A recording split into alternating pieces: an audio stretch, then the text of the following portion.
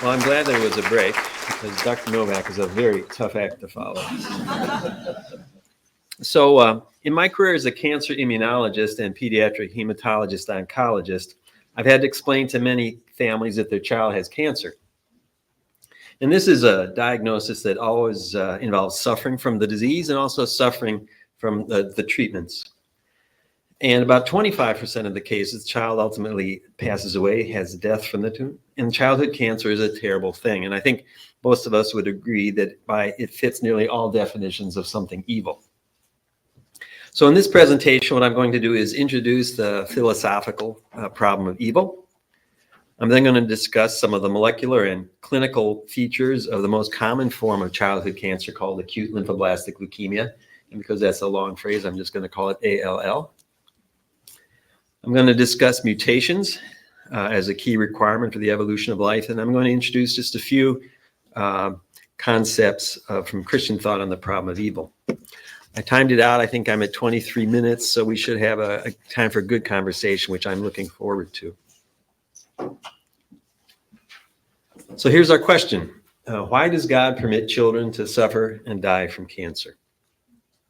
So let's start with a few definitions. What's evil? Well, it's a broad concept, basically anything that produces pain and suffering.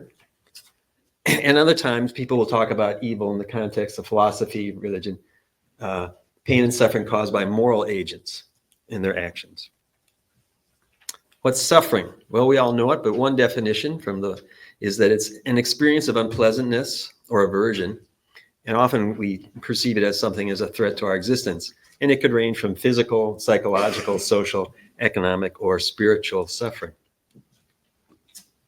So here's the problem of evil. It's not new to the 20th century. It probably goes back to the pre-Christian Greek era. But we have this question: how do we reconcile the existence of evil and suffering with a God who's omnipotent, omnibenevolent, and omniscient? These are the concepts we typically apply to our concept of God. And here's the syllogism that's been trotted out for hundreds of years. If an omnipotent and omnibenevolent and omniscient God exists, so evil should not exist. But proposition 2, evil exists. So, following the logic, God does not exist, or at least an omnipotent, omnibenevolent, and omniscient God does not exist.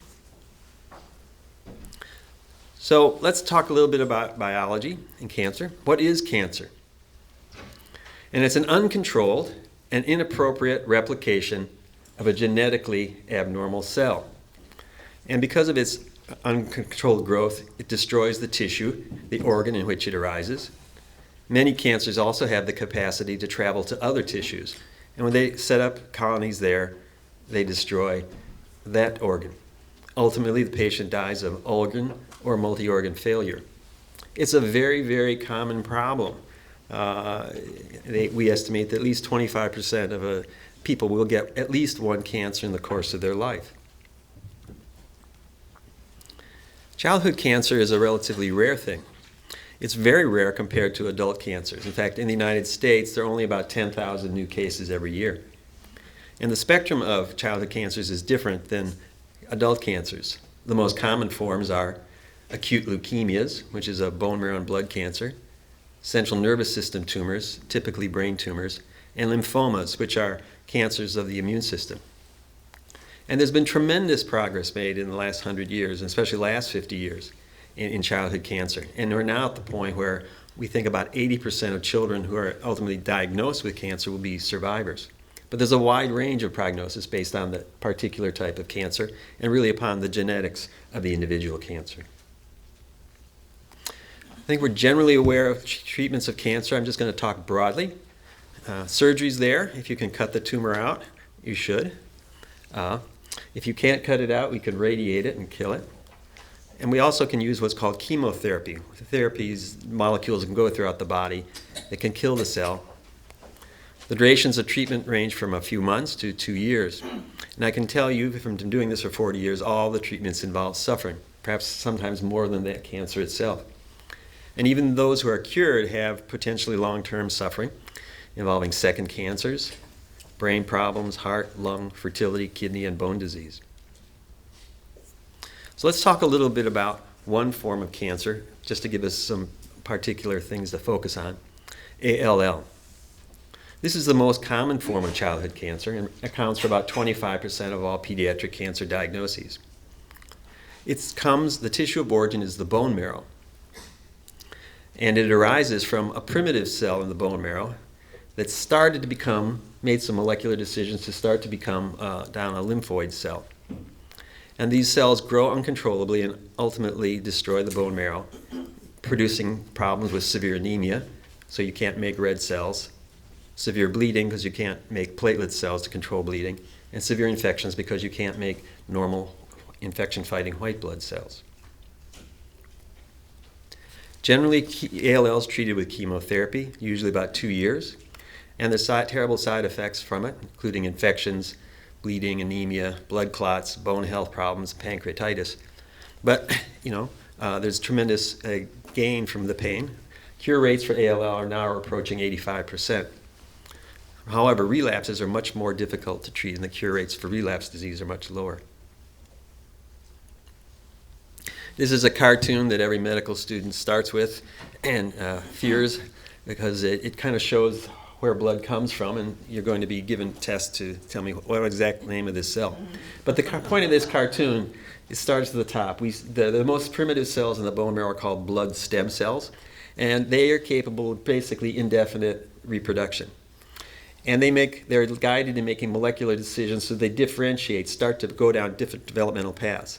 And as you come farther down the development path, cells still have the capacity to replicate and become more specialized. When they finally get to the final products, they're ejected from the bone marrow, they don't have the capacity to replicate anymore. They're fully finished and go out. I show that so you can kind of see where ALL is coming from. Causes of ALL. Well, you get accumulation of mutations in one of these cells that has started to become a lymphoid stem cell. It started down this track. Over time, some cell here starts accumulating mutations. And over time, mutations convert it to a cell that can reproduce, and you wind up with a marrow filled with abnormal lymphoblasts and no room to make normal blood. What kind of mutations cause ALL? And the answer is lots. And these are two pie charts that show two different distribution of mutations. Over here we have the standard risk, and this pie chart shows different categories of mutations. High-risk disease is a disease that's harder to treat, has a higher cure rate. I just want you to know that the slices of pie look very different, and they're different slices of pie. Different mutations occur and produce differences in outcome. Now, if I were to talk about all the mutations, we'd be here for 3 years. I'm just going to talk about two. One is the most common mutation called an ETB6 Runx mutation, and it's the most common mutation in childhood leukemia, ALL. And we know that it's often associated with a good prognosis. Now, a lot of these mutations involve what we call a fusion. Abnormally, there's some gene from one chromosome that somehow has been translocated and put in approximation with another gene, and so you have the abnormal regulation of the two genes. The normal ETB6 gene encodes a transcription factor. This is a molecule that helps regulate cells. Typically, this gene involves growth and development of many tissues, but often very important in controlling the development of hematopoietic or blood tissues. It's on chromosome 12. Runx is another transcription factor that's also important in regulating blood production. It's on chromosome 6. But when you get these two together, the fusion disrupts the normal differentiation pattern of the cell. What's been very, very interesting is, surprising to us, we learned in the last 10 or 15 years, is that these mutations, the first mutations actually occur before the baby's born. The first mutations for Runx often occur in utero. And by itself, the mutation is not enough to produce leukemia. But the cell continues to grow and starts to accumulate additional mutations that complete the conversion to frank leukemia.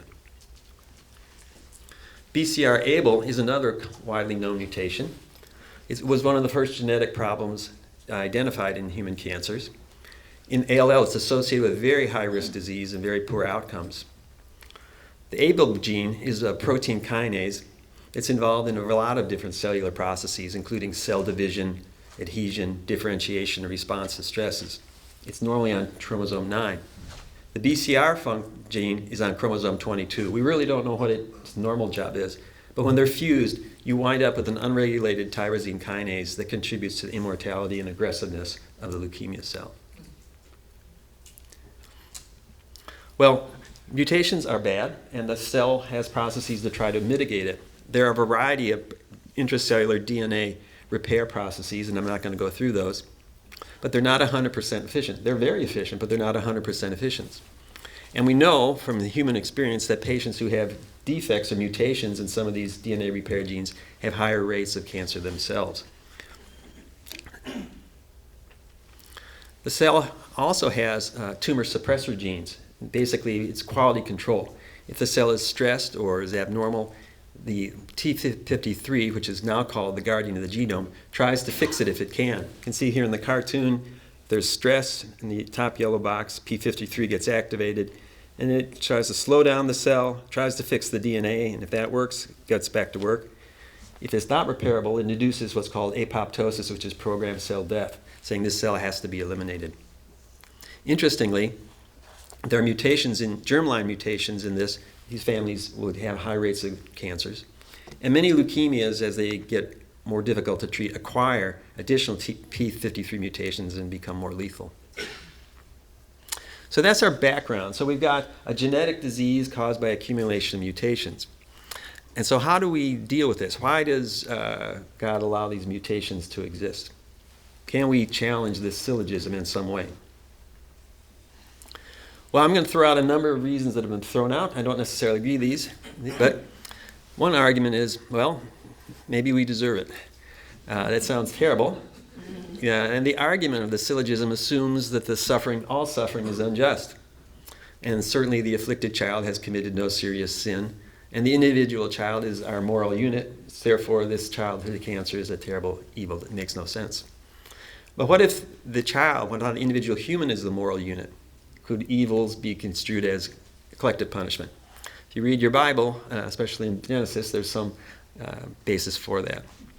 I personally don't find that very consoling, and certainly nothing I talk about with families with a new diagnosis. The great doctors of the church have all struggled with the problem of evil in the abstract. They kind of, well, what's evil, And to me, some of them are playing a card trick. Well, Augustine says, well, everything God makes is good. And evil isn't really, it doesn't exist. It's just an absence of good. So it's really not a thing that we can blame God for creating. Again, it probably makes sense over tea in the faculty lounge, but it's nothing I find useful in the clinic. Many decades, hundreds of years later, Thomas Aquinas carried the ball further, but he also, part of it is a similar thing. Evil is not a thing, but it's an absence of a good thing. And some of his talks make a different distinction between natural evils, just things that occur, and moral evils, which are things caused by human action. Childhood cancer kind of falls into the natural evil. I'm saying, you say, well, the leukemia cell is not a bad thing, it's just not a good thing. Again, not very helpful in the clinic. But he goes on, there are other things in Aquinas that are also interesting. He also points out that human bodies are not immortal. We're material things, and there's nothing in the universe that is, we're all finite. Everything's come and go. And we don't like death, but it's just part of being a material thing. Probably true, but not very pastoral. So let's go back to science. You've already been counseled that mutations are essential for evolution. And the genetic variation is a prerequisite for evolutionary change. It's not everything, but certainly back at the beginning it was a driving force. And ultimately the genetic variation is driven by mutation. And early on, maybe almost 100 years ago, it was discovered that mutations precede natural selection. There was a study done by Lurie and Delbruck who studied resistance of phage, bacteria to phage. Phage typically would kill off the bacteria, but eventually the cultures would come back. And they did a lot of statistical testing and came to the conclusion that the mutations pre-existed the exposure to the virus. And there's a balance between mutation causing harm and mutations causing improvement for natural selection. And this is a cartoon with some natural selection modeling. And basically shows if you start with a high mutation rate, eventually settles down to a lower rate because of fitness. If you start with a lower mutation rate, it goes higher. What about humans? We have a lot of mutations compared to bacteria. This chart kind of shows the distribution between the size of the genome and mutation rate. And we're up there at the upper corner, number 8. We mutate a lot in our DNA. How much? Well, you can say it's a little or a lot. At an individual base pair, the risk of a mutation with cell division is really small. It's on the order of 1 to 10 to the minus 9th. And even lower in our germline when we make ova and cell and eggs. On the other hand, we've got a lot of cells, so we probably have a lot of mutation. Even though the mutation rate is low, we have about 30 trillion cells in the body, and each cell has about 6 times 10 to the 9th nucleotides, which calculates you have a lot of nucleotides in your body. And even if the DNA repair is self-forging, you're still going to wind up with lots of mutations in your body. Don't worry about this at night, but you have more than 10 to the 15th mutations in your body when you go to bed tonight. You'll probably wake up. So what do I tell families? Well, I tell them that cancer is not a death sentence. I tell them it was nothing they did that caused the child. But I tell them the cancer is the random but inevitable result of the capacity of evolution of life. And if we didn't have the capacity, if mutations didn't observe, we would never be here. And that's consoling? No, it's not. No, the consoling thing is that the death is not a death sentence, and they know they're not to blame. Most parents beating themselves up thinking that something they've fed their child or neglected the child. But thinking it's just part of life. Yeah, but blaming it on the prebiotic algae is not sounding. Yes. Well, we'll save that for the discussion. Yes. So how do we explain it to ourselves? Well, there are some things I find that aren't the card tricks of Aquinas and Augustine, but basically existential. There's the book of Job. Presumably you are familiar with it. Go back and read it if you haven't. But it's basically the story of a suffering of an innocent man. He's miserable, but ultimately he does not curse God, but he wants a hearing from God. God comes in a storm, explains to him how great God is, and says, you can't tell God how to run the universe. And Job accepts it. Now, a good thing for Job, there's a happy ending, but not necessarily for all our suffering. Another book concept worth talking about is John Paul and his work, Salvifici Doloris, which was a long reflection on the nature of suffering. The bottom line is that suffering is part of life, and Christ has taken it on and helps us move toward our salvation. Basically, that we suffer on account of evil, but that the roots of evil are grounded in sin and death. But Christ came to take suffering onto himself, and because of Christ's salvific work, in addition to having our suffering, we have hope, and also that our own suffering can participate in the suffering of Christ. So, my conclusion to childhood cancer and the problem of evil is that in this universe, it is not possible to have evolution and life form without creating the possibility of cancers, including childhood cancers. But perhaps in our conversation, we can ask, does this mean God is not omnipotent? Does it mean that our understanding of omnipotence is wrong? Does it mean our understanding of God is wrong? And is our expectation that life should be pain-free is wrong? So I'm interested in what you have to think. Thanks.